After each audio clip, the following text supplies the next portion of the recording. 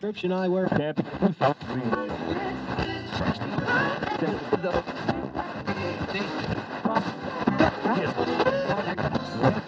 Prescription eyewear.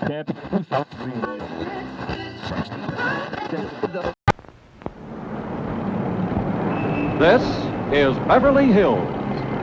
And here come the Beverly Hillbillies.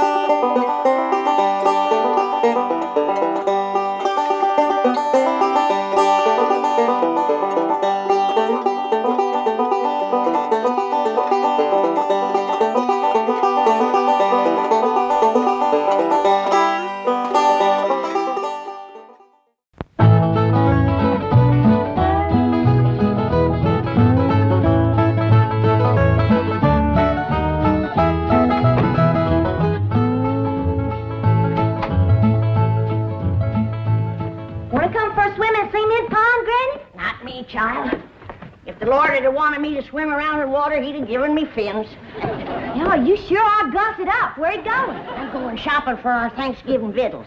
I hear your beau's coming to eat with us. I ain't got no beau. Your pa says so. Mr. Drysdale's stepson. You know, the one they call Sonny.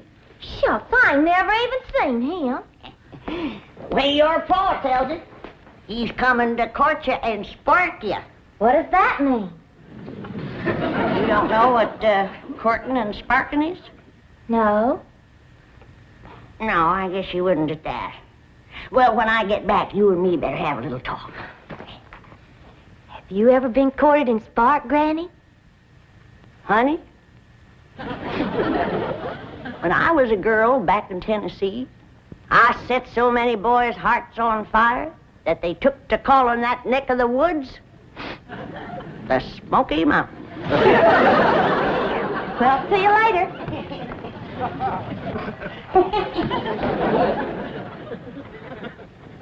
Daisy, you old heartbreaker. You still got it. That's the truth. Who you stepping out with? Ain't stepping out with nobody. I'm going to the supermarket. What's a supermarket? I don't know. I reckon it's kind of like a general store. But that's where you have to go to buy your victuals out here. And there's some things I need for that Thanksgiving spread. Oh, say, speaking of Thanksgiving, we can use the big fancy eating table. I just finished notching the last pot passer. You think they'll reach? Well, I don't know. Let's give them a try. Jethro! Yeah, Granny? You all set to get took to the supermarket? No, not yet. Fetch me a pot to the fancy eating room. Yes, sir.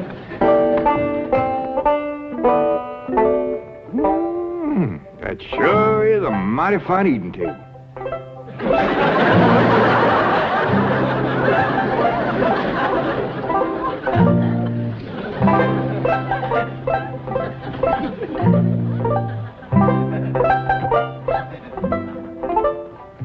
Jethro's fetching a pot. Granny, you gotta admit, folks built this table sure knows what they was doing. It is built solid. It is that. You could set a half-dozen turkey gobblers on there and never sag it a bit. This here is a dandy idea, especially if you got young ones at the table. The plates won't slip off on the floor. Yeah, I've sure scrubbed up a mess of pone and sorghum. Bet nobody ever scrubbed up none from this floor. There's been plenty spilled on the table, though. Sorghum? Something sticky. I can't get that green tablecloth off there. Save me. Stuck on me? Can't imagine anybody to lay a clean tablecloth on a sticky table. Yeah, Granny, I reckon all women ain't as spick-a-span as you are when it comes to keeping house. Here you are, Granny. Set it in the middle of the table so we'll see if these pot passers reach.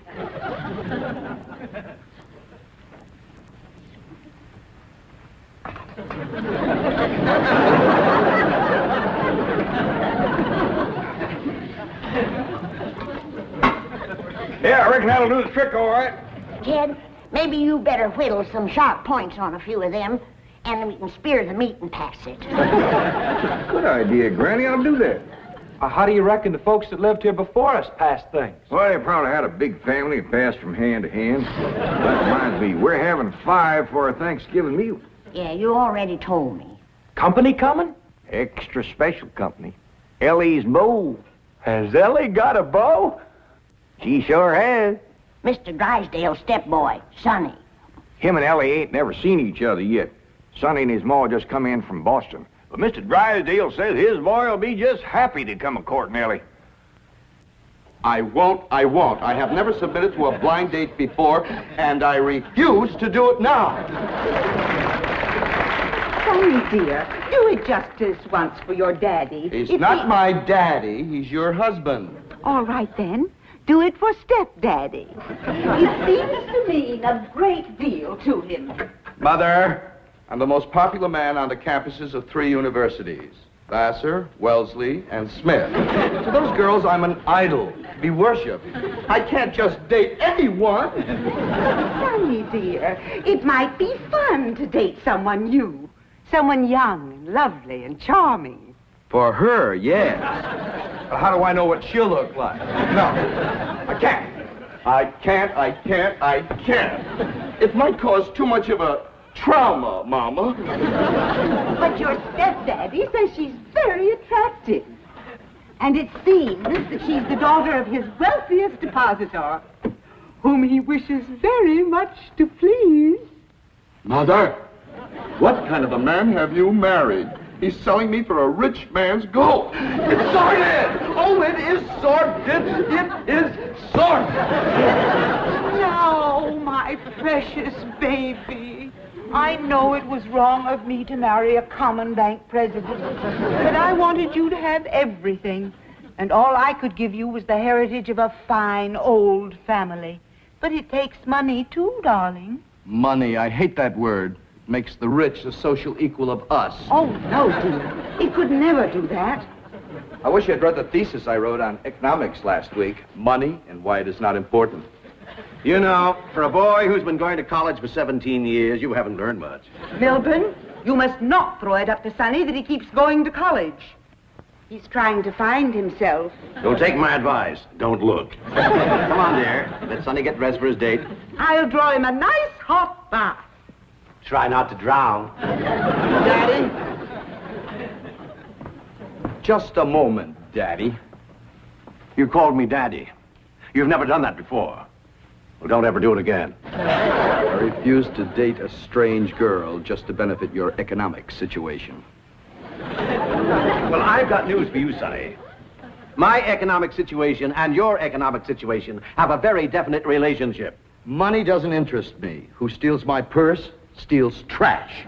Well, you will have a date with Elly May Clampett, and you'll be nice to her, or I'll cut off every penny of your trash. Milburn, did I hear you say that it's the Clampett girl you're asking Sonny to date? That's right. But, my dear, I haven't finished the genealogical check of their family tree. We don't know that Elly May is socially acceptable for Sonny. Good heavens. Now, you listen to me, Sonny. Jed Clampett is thrilled at the prospect of his daughter having a date with you. A city boy, educated, refined. To him, you're a knight in shining armor, a handsome Prince Charming. He thinks you're the greatest thing that could ever happen to his daughter. Mr. Clampett sounds like a very intelligent man. No, dear. I've heard the most disturbing reports about the Clampetts. I understand they're no better than peasants. Good heavens, a date with a girl like that is unthinkable. Now, Margaret, I hesitate to assert my authority. But unless I have assurance that my wishes will be carried out, I'm afraid I will have to... Mother! Dad! Who is that? Who is she? Who is what, dear? That divine creature by the pool next door.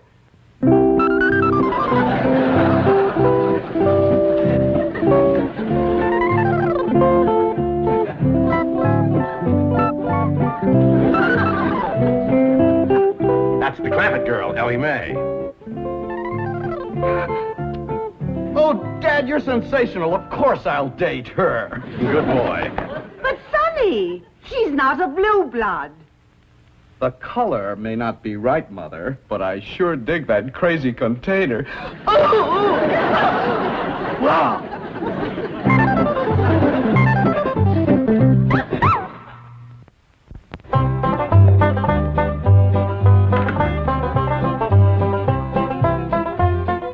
Granny, you wearing perfume? Pure vanilla extract. You rascal. You're gonna have that storekeeper's head just a spinning. That's the idea. Just because I got plenty of money don't mean I have to spend it all.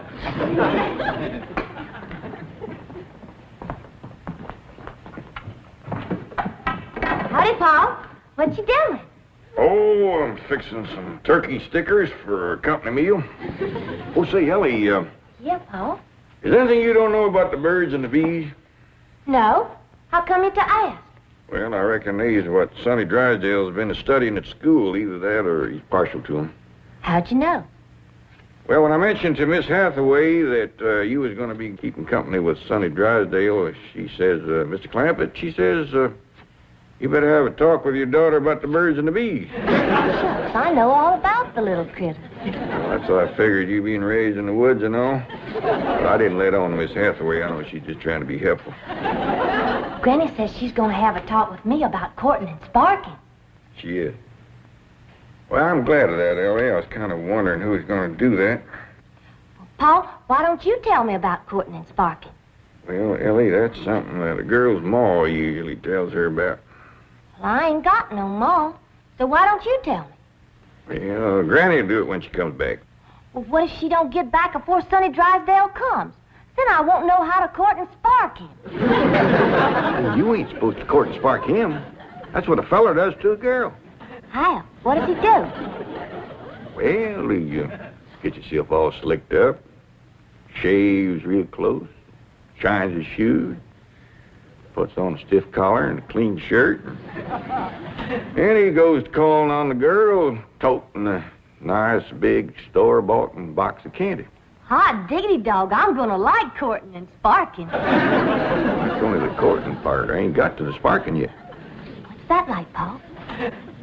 Well, she invites him to come in the parlor and sit. And they usually sit on a sofa or something, him on one end, her on the other. Yeah? Well, then he goes to carefully, little at a time, scooching down to where he's within reaching distance of the girl. Sonny Drysdale gonna do that to me? He might. And when he does, that's when a girl has got to be careful. Don't you worry, Paul. If that rascal goes to reaching for my candy, I'll knock him clean off of that sofa. Oh, Sonny, you sea beast. You creature from the Blue Lagoon. Now, my dear, don't you fling yourself overboard, because I'm not worth it. No, don't. My dear. Oh, well, there were too many girls aboard anyway. We were beginning to list. Sonny, are you decent? Not me. The devil. Come in. Sonny, you're beautiful. Mother! Girls are beautiful. Boys are handsome. Dashing. Debonair. You're right. I'm beautiful. Well, I just spoke to Jed Clampett. He's expecting you to call this afternoon.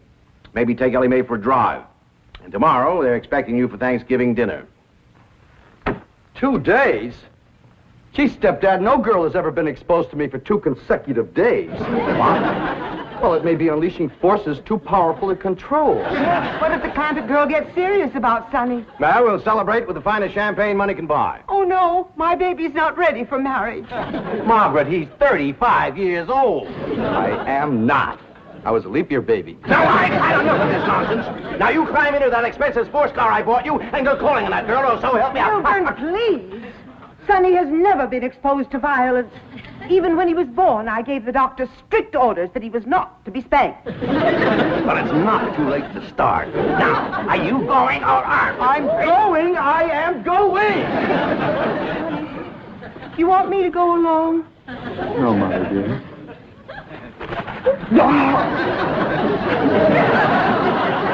For meat, Mr. Sonny? Why, no trouble at all. Hey, there, whack off as much as you want. Jed, he's back from the supermarket. What darnation is that? That is what you call a shopping cart. There's a sign down at the supermarket that says take one. So Granny did. But there's Indian givers. They wanted me to give it back when we were leaving. She didn't do it. Did you, Granny? You're darn tootin'. Oh, they sweet as honey when you first come in. But they give you a heap of trouble when you start to leave. What kind of trouble, Granny? Well, first you stand in a line with a kind of a gate. And at that gate there's a woman. She looks at what you've got. Then she starts to push a lot of little knobs, and bells start to ring, and a drawer pops open with a lot of money in it. Doggy. Then she tells you how much money to give her. She says to me, that'll be $28.25. And I says, now you make up your mind. Is it 28 or is it 25? And she says to me, that's $28.25. Well, I seen I wasn't getting no place with her. So I give her the benefit of the doubt, and I plunked down 28. A quarter and 3 pennies. I reckon that pleased her. You'd have thought so, but not her. As I started through the gate, she says, hold on. Madam, you're short. I said, maybe so, but I'm big enough to take you on. Granny was getting right mad. Well, you'd have got mad too, Jed. And you get after Elly about running around in boys' pants. You should see those women in that supermarket. He was wearing the boy's pants, was he?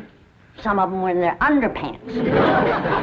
Actually, I wanted to get Jethro out of there. Actually. And I did, too. By dingy, they didn't stop us. Good for you, Granny.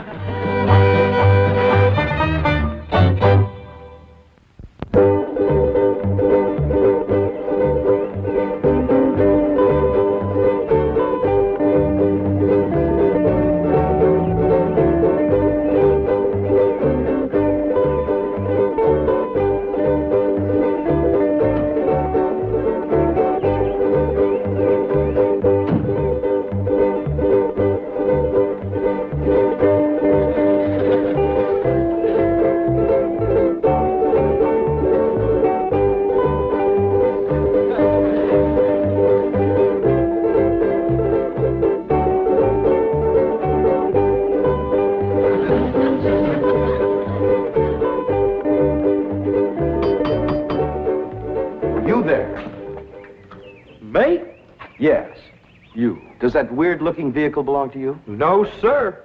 Can you move it? I reckon so. Please do.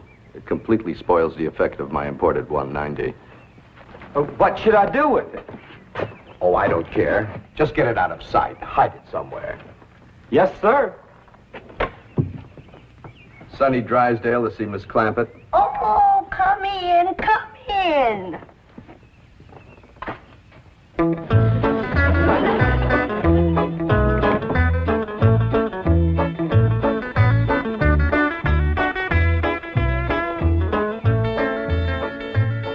What you doing, Jethro?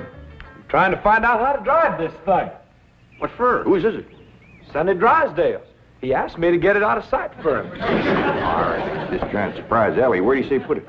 Well, he just said hide it somewheres. Yeah, let's accommodate him. You take the front end, I'll take the back. We'll put it back of them bushes yonder. Okay.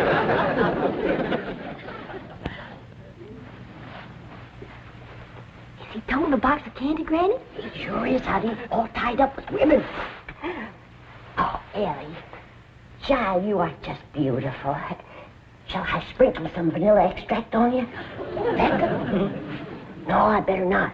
Sometimes that drives them wild. Elly, I didn't get to talk to you about courting and sparking.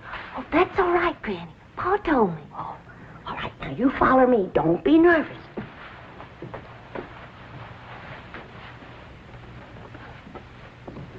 Here she is, Mr. Drysdale. Thank you. You're beautiful. Divine.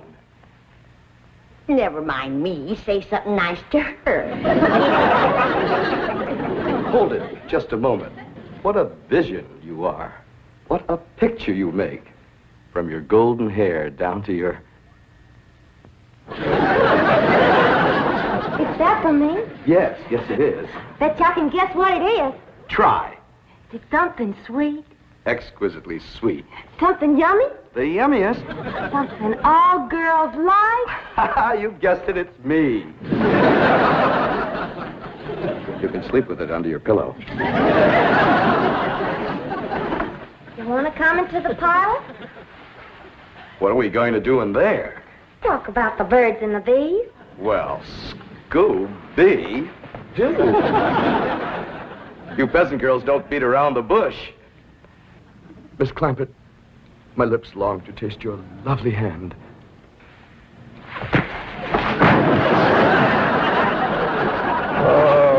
Why did you throw him? That rascal was fixing to bite me. Broomstick to him.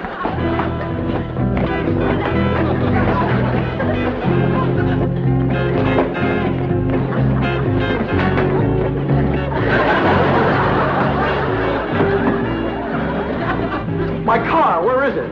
Oh, it's hid good, ain't it? Ain't nobody can find where we put it. Big oaf, I'll destroy you.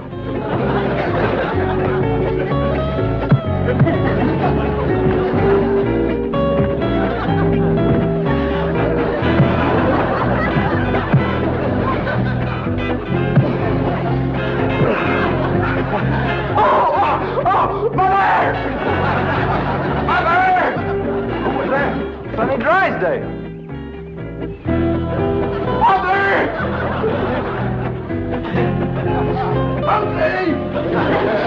Mean critter, Jed. Yeah, Paul, he bites. I did him a favor, and he commenced to hitting me. I claim us Clampetts have been insulted by the Drysdales. Let's go feud 'em. Oh, now. Why, we could whoop 'em with one hand tied behind us. We ain't got no cause to whooping, Granny. No cause. Why, just yesterday I went over there to the Drysdales to borrow a cup of possum fat. And that butler fella that lives over there, he says to me, you wouldn't pull my leg, would you? And I said, well, one good turn deserves another. Stick it up here and I'll give it a yank. And do you know that he slammed the door right in my face? Let's go. Now, hold on. Now, we're all going to calm down. Go next door, talk to Mr. Drysdale. We'll straighten this whole thing out. Come on. There. Mother's baby is going to be all right. Was it just a dreadful experience, darling? Dreadful. Margaret! Sonny! The Clampetts are here. They followed me.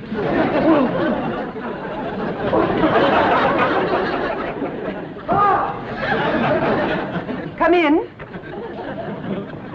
Where's Sonny? Here I am. Well, we've straightened out the misunderstanding, and now these people have something they want to say. Well, Sonny, I reckon this is all my fault. I'm sorry I wasn't to the door like a proper paw had ought to been. I'm sorry I throwed you, Sonny. And I sure do thank you for that nice picture you give me. And I'm sorry you hurt your hand hitting me, Sonny. And me and Jethro was sorry that we hid your automobile. We towed it back over and set it down in front of your house.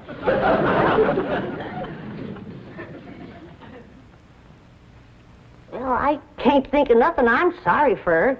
But we sure would be proud to have you all come and take Thanksgiving victuals with us.